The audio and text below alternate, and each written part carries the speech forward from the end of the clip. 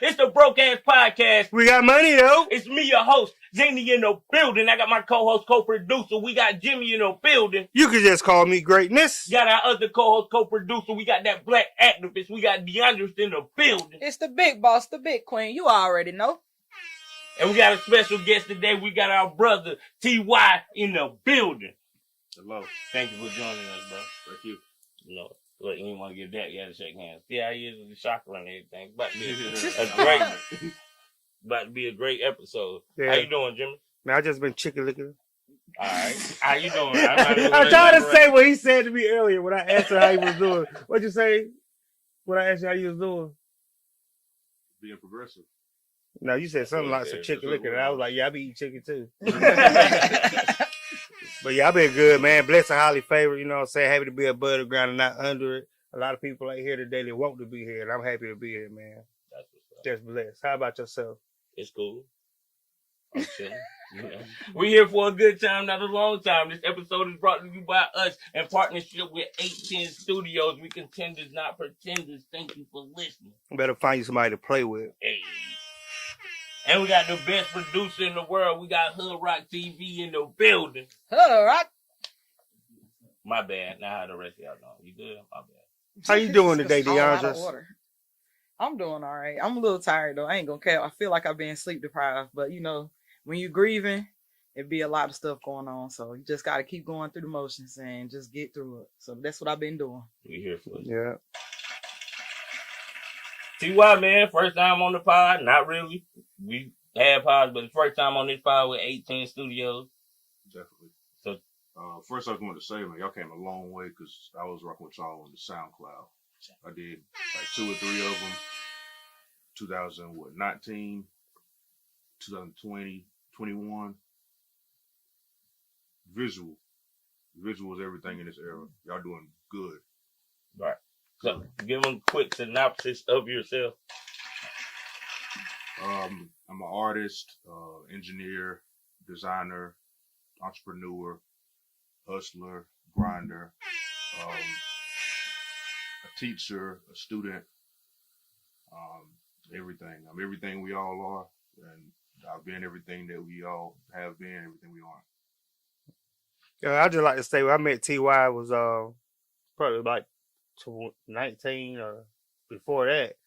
2015 or so. Yeah, we was working at Hall Slack. We was on lunch. We like the only 2 black dudes out there. I ain't know him, so I ain't really like I'm about to go introduce myself to this person. But he would eat his lunch. He over there eat his noodles. I'm over here eating my noodles. I look, he done pulled out a book out his pocket. He was reading the book. I like, that's weird. I like, yo, bro, what you reading, man? We just start talking, and I realized that he was different. And, you know, I feel like I'm different too. I ain't reading books on lunch break, but you know that interested me enough to come introduce myself to this man and find out, you know. And we've been cool ever since. Like we don't really kick it on a day-to-day basis. He became better friends with Michael and Dre, but I mean, we still cool like that. He's a real cool dude, intellectual type person. Shout out to him, but don't never call me Michael again. Really That's your like name. That. But I don't care. You don't care? That's your name? Call me what I want to be called. I'm going to call you what your mama names you. She called me Mike. That ain't what she names you? Michael. More? Hey, man, everybody just call him Jimmy. That's my name. There's a lot of great Michaels. I'll take that name with, pride. But it is crazy, though, because Jimmy, I met you through Jimmy, and Jimmy was like, well, I got somebody we need to have on the podcast. And we got him on the podcast, and then we've been friends ever since. Because you was one of them intellectual beings. You know what I'm saying? So this ain't an interview. You just here to kick in some topics with us. So tell us what you think about the beef that's going on in current hip-hop. The ones that's all interconnected with each other? Nah, we talking about the Ross, the Drake, the Kendrick. How do you feel about that? Oh, that's it. Yeah, they're interconnected. Like right now in the league right now is still, in my opinion, Kendrick. Yeah, he in the league. He's in the league right now. Okay, I don't want to talk about this anymore. R.I.P. O.J. Simpson. R.I.P. Juice. He did it. No, not when I air him. What? All right, my bad. Guess what we're gonna sell this to? You can't say he did it, bro. It's gonna be a glove, and he did it. You can't do that, bro. You can't. I can give my opinion on things, But not right after he died. What you want me to wait a couple days? he got time sensitivity, so it's all about the time with Mike. Gotta be careful not to do it too soon with Mike. OJ kind of different though. I know what the man woman say. What the man woman say about him? I start the podcast off by saying Zini in the building. This is Mike and Michael. Oh my God, that's your name. Green lights ain't on. What? We're talking about something else. We no longer talk about No, your we're name. talking about OJ the Juice Man. So what they got to do with your name? OJ the She Juice called me Mike. It's crazy. Right. Goofball. OJ the Juice Man. But man, so it seriously though, it's half of the world talking junk. Like Caitlyn Jenner. Yeah, she talking junk. But like, yo, and I can't say nothing. No, you can say what you want to say, but seriously, like the family. So talking junk about what though? You gotta inform me. Because he no, died. They're like good riddance. Like that. Oh yeah, okay, that's not humanity, bro. That just lets you know where humanity is coming from. But you gotta take how you think they family feel like. Caitlyn Jenner, that didn't have nothing to do with her. That was her baby mama, daddy. I'm about to say whatever. What? It's hard to describe. You know what I'm saying? Her husband, Chris. Well, okay, Caitlyn Jenner. Jenner was married to Chris, and Chris's first husband was OJ's lawyer. Okay, and they said so OJ was smashing Chris. They still probably. They said OJ was smashing Chris. Caitlyn, they said Chloe is the dad. Is OJ's That's daughter. a boy. That's a point. Yeah. Oh, that's a point. That's a boy too. But anyway, bro, come on. I'm not doing it. Oh my God. I'm not doing it. She has no right to say nothing. And when she was drunk driving, she killed someone in a vehicular manslaughter case. Caitlyn Jenner. And it got brushed under the rug. Nobody know it. She was drunk, hit a car from the back, killed the people that was in the car, and she got off. Or he got off because they had the money. I think I'm about to say that's. But cut it off. What they got to do with her saying something about OJ, right? She don't have the right. Saying, I get what he's saying. You don't have the right. When somebody dies, you don't bring up. OJ was talking trash about her, so she felt like when? she could. You didn't hear what he said? When? What did he say? Well, he was alive. Well, of course. That wasn't a joke, but of course when he was alive. Come on, man. He was like, he changed his sex so he could live longer, because women live longer than men. Humanity has gone to. That's one cuss word I'm taking. Gone to junk, right? It don't matter what that man. At least let his family and them breathe in peace before. As soon as he die, you come and bash everything. Like, bro, that's the same thing they did with Kobe. Like, no, you can't compare Kobe. No, when Kobe passed it, what them niggas say? Don't do that. Oh, death to the rapist. I'm not worried about it. That's what they said. That sucks for humanity. That's the reason I wrote this topic down. OJ Simpson. That's what I was saying. But it sucks that as soon as he died, oh, rest in peace to the murderer. Oh, good riddance. That just shows I you just how said bad I did it on his tombstone. You mad at me too? No, that's trash though. You shouldn't say that. That's bad. I think OJ Simpson kind of different though than other people. Like with that time sensitivity where it say it's too soon. Because like every day of OJ's life was always a joke about OJ. So it'd almost be fake if we just stop. Yeah. Because he died. Yeah, we pick on everybody else. It's been the end for years since it happened. He said we pick on everybody else. Yeah. We don't pick on dead people. I do. Imagine no more OJ jokes when he died. No, I'm just mad because people don't use the right joke. But people still gonna say what they want to say regardless, though. I mean, everybody is not the same. Everybody is not not gonna keep up that high end expectation of themselves like how we do or how a lot of other people do. It's just something that's some people just be low because of their unhappy situations in their own life.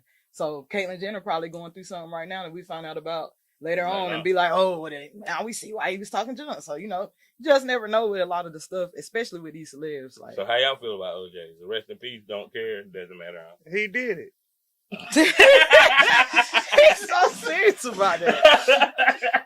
Everybody know OJ did. He told you he did it. He wrote a book. What if I did it? There you go. That was before my time. But speaking on people that done stuff, right? All right, now I'm demanding the floor. I'm demanding the floor. That was before my time, but like I was saying, that right there is just something like a lot of people in my generation. We don't really know about all the facts and all that stuff like that. So it's just a man that died. It's for real. Just keep it moving. It's life. It's a part of. That's a fact. Shout out to that man. Just died. I think the highlight of his life ended up not even being his career. at some point he was known for that thing, and then that was Yeah. it. So it's like when he dies, like What's his legacy? right, that becomes legacy. The guy with that, which he was acquitted in the court of law. He got found out what's his name, so he's innocent. He And was then guilty years in the later- civil court. And then he was guilty in civil court. You right, but that we can go into that too. If The you want burden to. of proof is less in civil. In the civil, because in the court of justice is innocent until proven guilty. In the court of civil is guilty until proven innocent. It's a flip. So yeah, he did that. But in the joint they He found did him. that? I mean, in Yeah. the joint they found him. What? You said it. They found him not guilty.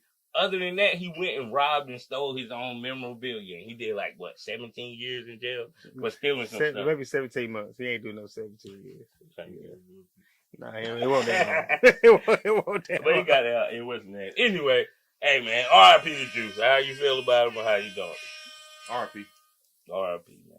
I just don't like when soon as you die they're gonna bring up the negative about you if you're in the spotlight. They ain't got nothing else to bring up about him. Like just shut up. You know what I'm saying? I think when people die you need to shut up. When you die, people be talking trash about you. Yeah, They say how nice you They gonna was. talk regardless. I don't care. That's why I'm charging $20 to get in my funeral. I disagree though. Well, you You ain't got to gonna worry get about many talked people about for being that? there. I don't care. I'm dead. I'm dead, bro. You think I Okay, care? you think he care what we saying? No.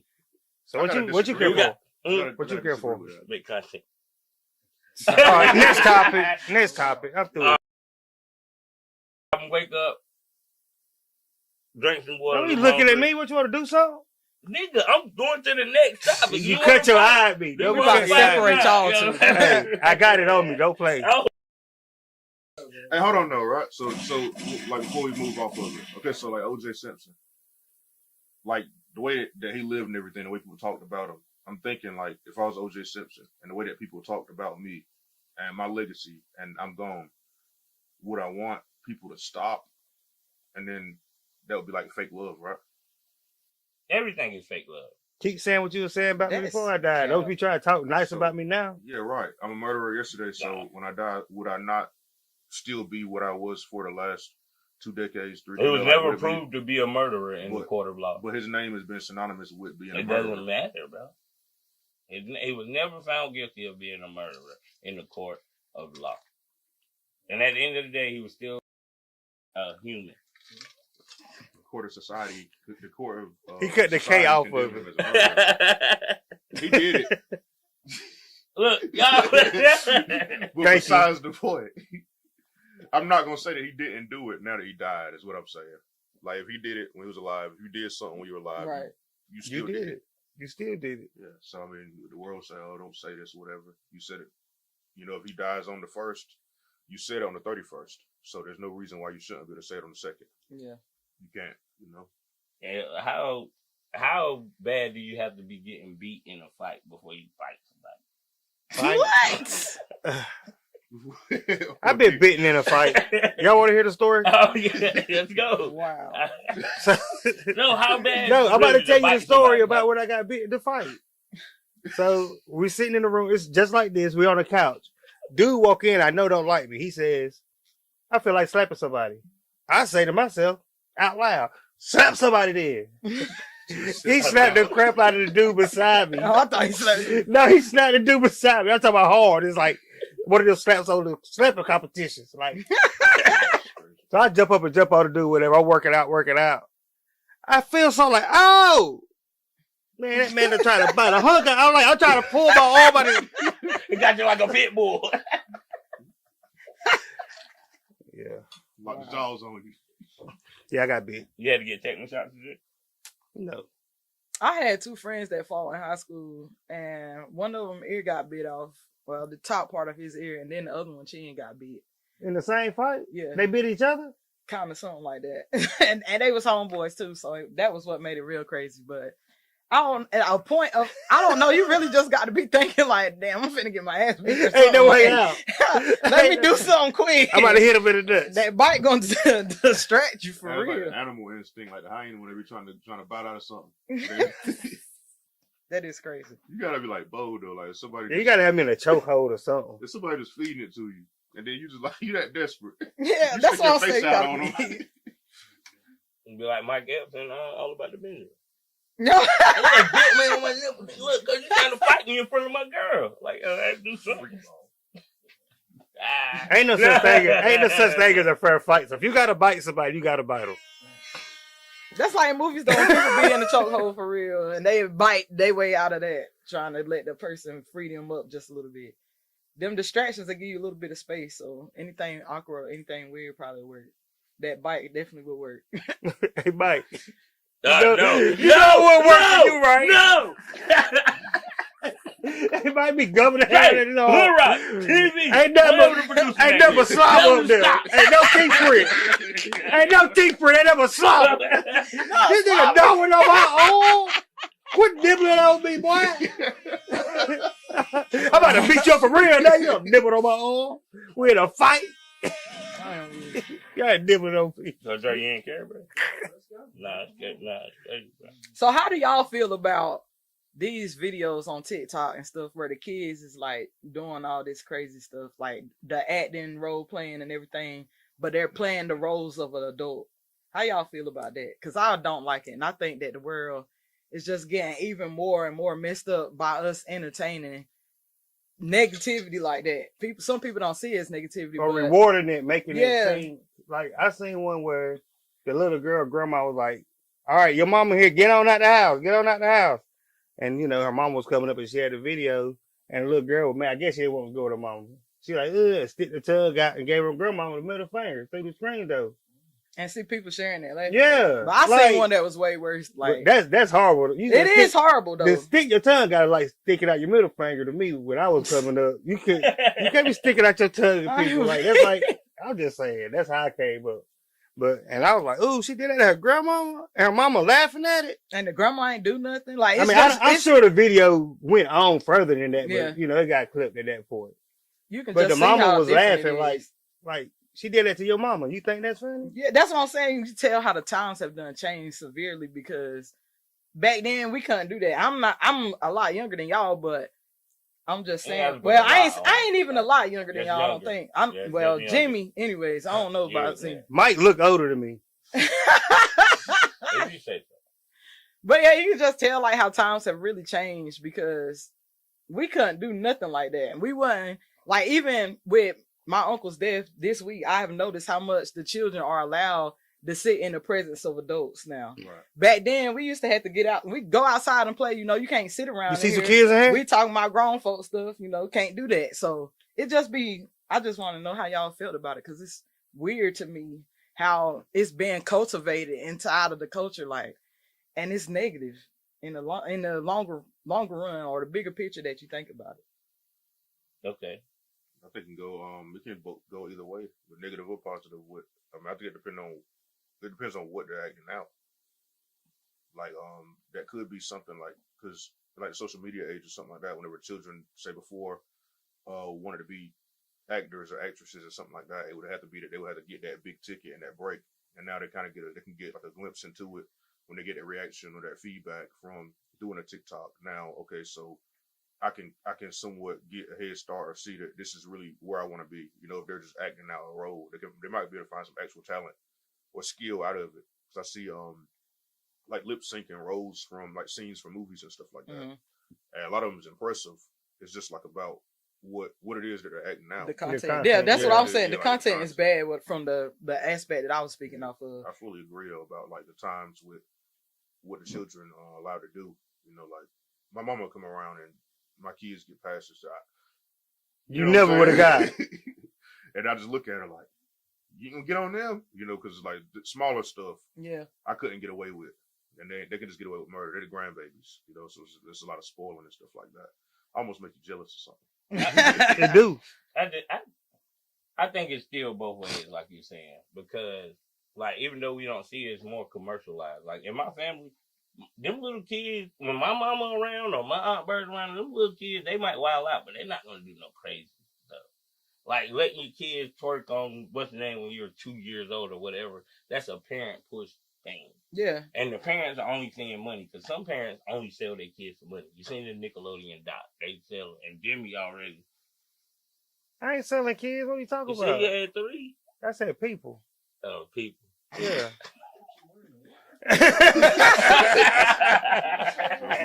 I know, right? But nah, it's all in the upbringing and what you can put around these kids. Because, like I say all the time, it's younger mothers that are growing up, and they're growing up with less support because they want to be more independent on that front, or the mother before them want to be less independent. So 18, get out of my house. I don't care what you got going. Bye. You don't need to be here. Me, I don't feel that way. Like, my kids can stay with me, whatever. As long as they're on some positivity and progression. Shout out to Hey, you know what's funny about that? I feel like most men I feel don't that know. way. Like, I'm cool for my kids to stay here until, you know what I'm saying, they get to a point where they can leave. But women be like, oh, nah, 18, you got to get up out of here, son, or daughter. Unless you're a financial asset to the household. That's probably what now it that's is. different than rap. What you just said. Then you can stay forever. Then, Yeah. if every dime that you're making goes to me when you're under my roof. Mm. Yeah, But that hurts us. That's one thing they say that hurts us as a black community because You can't say soon all, as that, all black people ain't like that. Hold on. Of course not. We're speaking to the consensus. So they say black people, as soon as their child start making money, and I've seen it, I grew up around black people, as soon as their child start making money, they give that child a bill. It's not right. I agree with that. That's not right. So now, as soon as you're 16, 17, you're working at Burger King. Now I got to give you $50 out of my $150 check every 2 weeks. For what? Do you not think that's teaching child responsibility? No. Why not? It do, in a way. It do. I am a product of that, which I was saying. Like, as soon as I got money, of course, you got to contribute to this household. That's just how they was. My whole family's like that. When you stand here, you have to contribute to the household. So that whole thing, I had to do it, but I don't agree with it now. And I know that whenever I do have children, my children won't have to do that because of how I came up and how I see life as an adult now, being back and how it was back then with them, or, you know, I'm still with them. So it's kind of like a trap in the long run. Like, it's a hole you digging out of that's just keep getting deeper and deeper. And you're not teaching your kids the right thing because, okay, I've been paying this rent or this mortgage or whatever this whole time you've been growing up. So when you get 16 now, I'm going to take $50 or $60 of your check because I'm teaching you responsibility. No, I could at least put that $60, $70 to something, or at least make you save it, or whatever. I shouldn't have to pay the light bill, or I shouldn't have to pay this. I shouldn't have to worry about that as a 19 or 20-year-old child.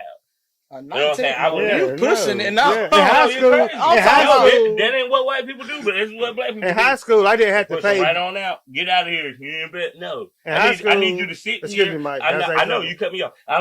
I need you to sit here and I need to learn. I need you to learn financial stability. I need you to learn all of this instead of just pushing you out into the world and you need this apartment and you need to stay here and you don't even know what else is going on. Now you need a car. So go ahead and finance all this joint that you can't even pay for because I'm just pushing you out into the real world. My child not leaving my house till they 23. See, and I didn't get pushed out though. Like I said, I'm still there. But like, that it's the dependency now. It's there.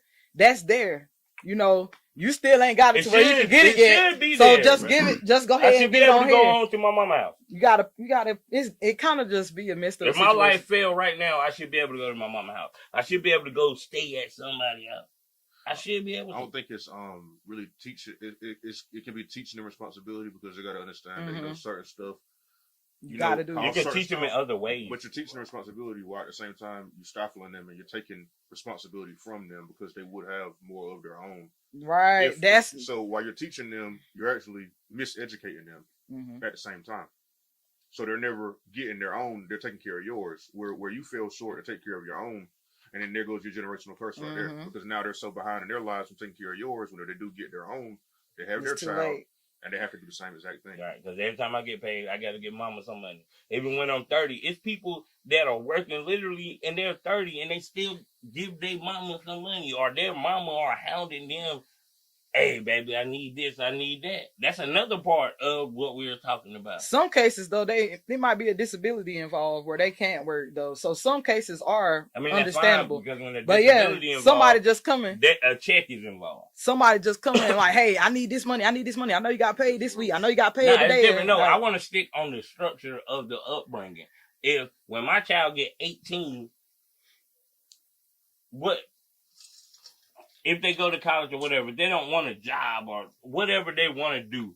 I think that's my obligation to do. I don't think I should just say, "Oh, you 18, you gotta pay me $200 just to stay here." I would never charge my kids to stay with me. That's how I feel too. That's what I'm saying. Whenever I have but kids. the way I grew up since 15, I've been paying. Yeah. And it's cool. It didn't make me do nothing really. Like I just learned how to pay bills. I used to duck bills. Like, it didn't really, what's the name? It just give me resentment of I'm never going home. I'm never going home. Ah, dang. I think they lack of education because they're just being made to pay the bill, but they're not learning how to pay the bill. And they're not learning financial literacy yet. I was give taught Now, credit see, at mine was 18. different. If I was taught credit at 18, hey, boom, because they give you anything you 18, Mm-hmm. man.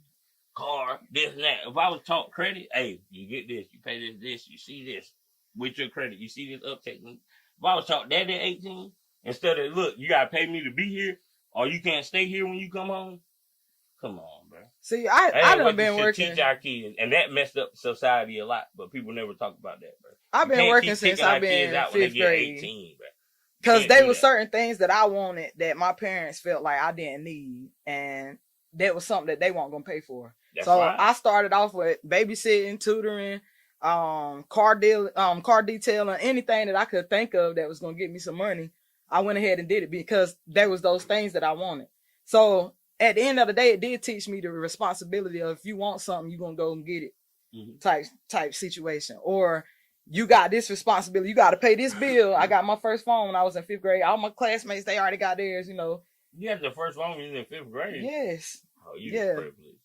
No, that's not. paid for Bro, itself. back then, all my class, I was the last one out of the group with the phone. And I got a flip phone when everybody else got a scoop. Like, come on. So, but I still made it happen though, because that was what I wanted. So it taught me the responsibility to go and get it. And it taught me the responsibility to make sure that I keep this paid every month. Make sure I stay active and keep working every day so that I can afford to pay this. So it do help in a sense. In the long run, like there's some times where you have to be a little bit lenient about the situation. And you have to keep, you got to keep what you got to keep. But yes, and at that same time, we have to get off some of the old antics. You know what I'm saying? Because as the younger, we're 30 and 40-year-old parents that's coming, I'm 35. But we're just coming up with these kids. I'm raising a teenager now. Mm-hmm. So it's not about just learning you how to pay a bill. It's really simple for me to teach you how to pay a bill. I can get you a gaming app where you got to keep this game and pay $3. Or I can tell you Disney Plus. That's what you got to teach them. Look at how advanced technology is now. They didn't have that back then. So now what we have to teach them is the credit and the building of this. And we can keep you home and teach you these things.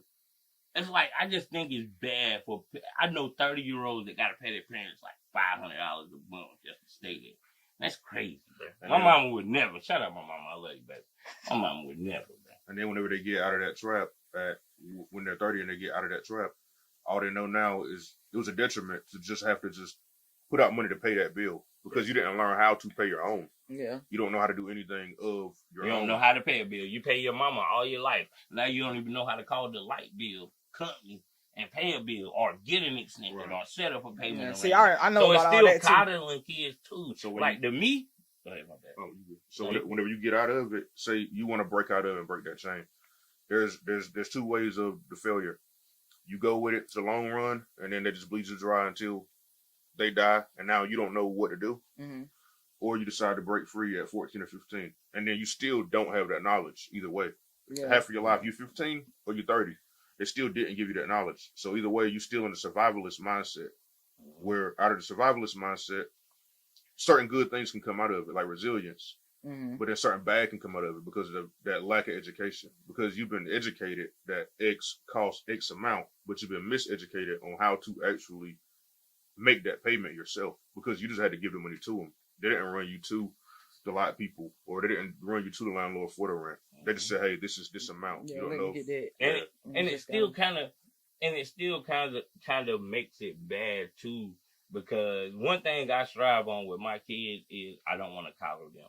I don't want them to get them so dependent on me.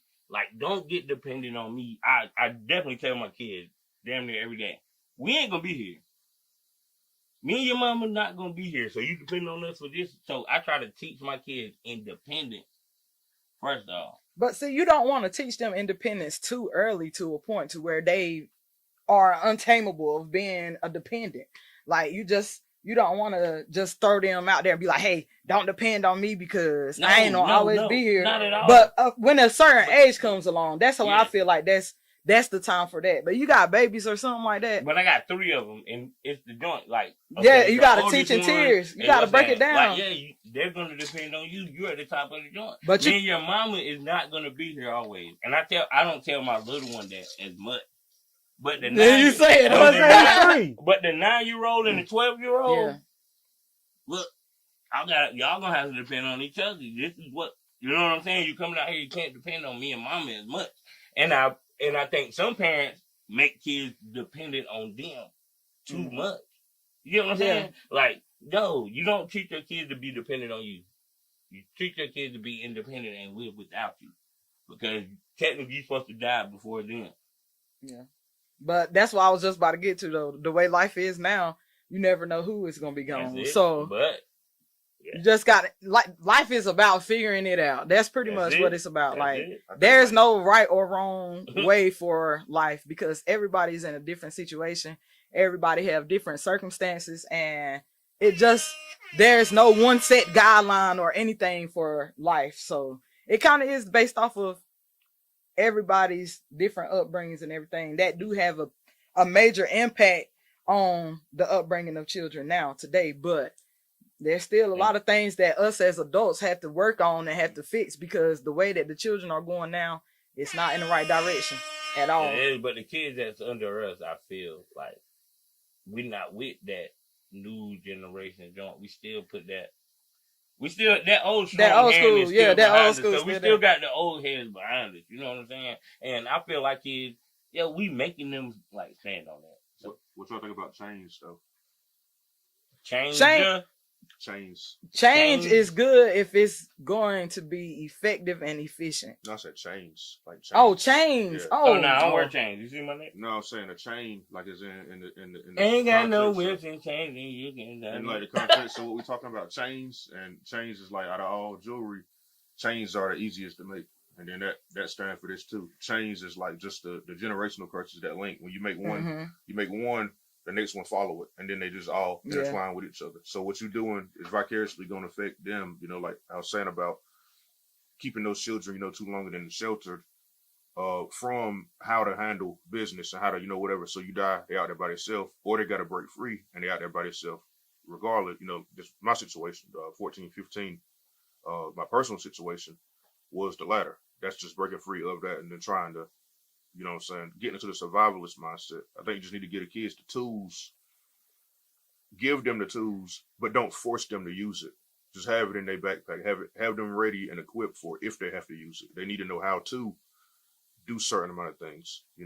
At certain ages, hey, let me teach you how to work on your car if it breaks down. Let me teach you how to use this gun, right? Yeah, but that don't mean, my car breaking on the side of the street. Now you got to fix it for me. Right. My bills are short, so now you got to pay it for me. Just have them understanding, how to do it by a certain age. Like my oldest is 11. I have personal 2-hour long conversations with him in the car. We have grown man conversations. Anything he asks me, we talk about it. He want to ask about race. He want to ask about religion. I give him my spin on it. It's subjective. It's just my opinions on it. I tell him exactly that. You have your own, but you're asking me for mine, so I give them. Don't let this skew yours. Don't let these influence yours. Yeah. Vicariously. But you want him to influence him a little bit. I want to influence him to just be a thinker. I don't want to influence him to think like me. I just want him to think in the style of openness. Yeah. Not exactly what I think. I want him to be independent, but I want completely different if you want. I want to equip them with some life experiences that I've been through. Right. Like I'm already telling you not to do that. But in some other stuff, make your independent decision. Right. But yeah, man, that was a nice way to wrap that up. I don't know how we got there, but I think that was a great segment of this award-winning podcast. We ended by giving shout outs, my bad. But Black Excellence. I am giving Black Excellence to Jimmy Greatness Hall and second to none barbecue. We have a plate sale coming up on 420. I'm not saying that to say this. This man in this short amount of time that he started this company, it's amazing to me. Like he put in the work. He's not playing no games, bro. Like I didn't know Jimmy worked this hard. I know he worked hard. I thought I could work harder than him at regular job, but since whatever he's going through, he wanted to start this second to none barbecue. Is on point. He's on point from finding the sales to calculating the joint to we're doing this and we're doing that. We're doing the trail ride on the 27th to Turkey. Garland. Yeah, it's Turkey. It's Garland. Well, Garland on the flyer it said Turkey. Did it? They kind of run Like, together. I'm about to say they run together anyway. So. Garland and Turkey does not run together. You can be on one side of the road and be in Turkey, and on the other side be in Garland. They run. I'm off Garland Highway. Yeah, that's that. fine. All right, if y'all say so. But you gotta learn your back roads. Shout out to Jimmy. Jimmy taught me a lot in these couple of plate sales we had. We started off we did a joint for free, passed it out. First plate sale, we made some money. Second plate sale was amazingly made some money. But what I learned in this short amount of time is, Jimmy has total confidence in whatever he is doing, like with his food. He has total confidence in his ability, and he's always prepared. Like he's not going to go into anything unprepared. And we up right now. So April 20th, Black Excellence, second to none barbecue, bro. Thank you. I appreciate it. I just want everybody to know that I appreciate all the love and support we've been getting. I got friends that's been coming out buying 5 or 6 plates. You know what I'm saying? I got friends that's been sending me money like I ain't want no plate. Just here, take this donation. Like it's just amazing the love and support I've been getting for people I think that didn't even like me. Never talked to me on the street. The last episode you said we didn't have no repeat customers. That was not true. We had at least 5. Your aunt came back. Greatness came back. Well, Cat won't was that. He was just saying in lieu of the new other sale. That was a lot. And we already got 10 pre-orders from my job. We need somebody to deliver them. I'm not doing it this time. If we make it, If not. But fire his ass. Nah, it's business, bro. See? When I start shooting, though, it's wrong. But nah, Black Excellence to my brother Jimmy Greatness Hall, second to none barbecue. I appreciate it. Find somebody to play with. Find somebody to play with. We end this award-winning podcast by giving shout-outs and shout out to everybody here, man. Shout out to TY. Shout out to Hood Rock, bro. We went from the studio to the studio. And we here bringing you all this broke-ass podcast. I'm weak. But you got the Aldris. Shout out to our guest TY for coming through. I heard a lot about him and his musical abilities and everything. So hopefully I get to see a little bit of that one day these days. But shout out to my fam. R.I.P. to Uncle Tex. R.I.P. to his brother James. R.I.P. to all my lost soldiers. I miss y'all so much. And y'all just don't know what be going on in my mind sometimes. But listen, I push through and I'll be here. So let me be an inspiration to some of y'all for keeping it going always. What you got, T.Y.?